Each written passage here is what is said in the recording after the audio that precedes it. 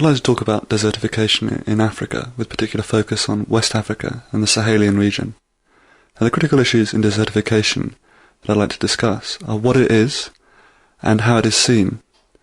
Now, desertification simplistically means land becoming more desert-like, that is, devoid of vegetation and effectively useless for man's production.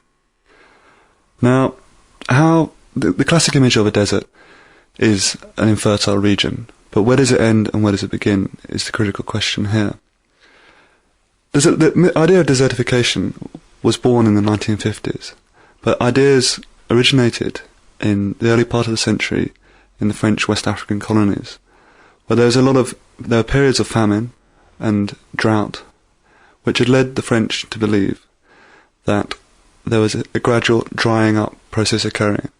Now, these thoughts were mirrored in other parts of the world, and researchers were looking at the fact that in geological time there were very dry periods, and they thought that as the desert was advancing, as the land was drying out, and they presented various evidence for this case: wells drying out, trees dying, and it generated quite a lot of concern.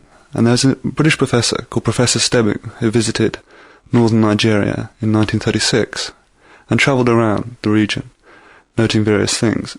And he was very unfamiliar with the region. He'd just come from India. He wasn't familiar. It was in the dry season. And if you go to the region in the dry season, it does look like a desert. There's sand everywhere. The trees are leafless, or most of them are. And it does look like a very inhostile region.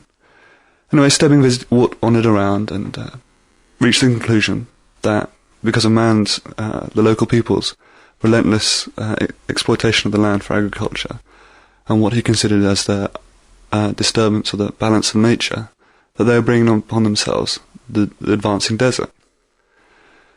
The idea of an advancing desert definitely has strong biblical connotations, this silent, vast force of nature which overtakes man, prevents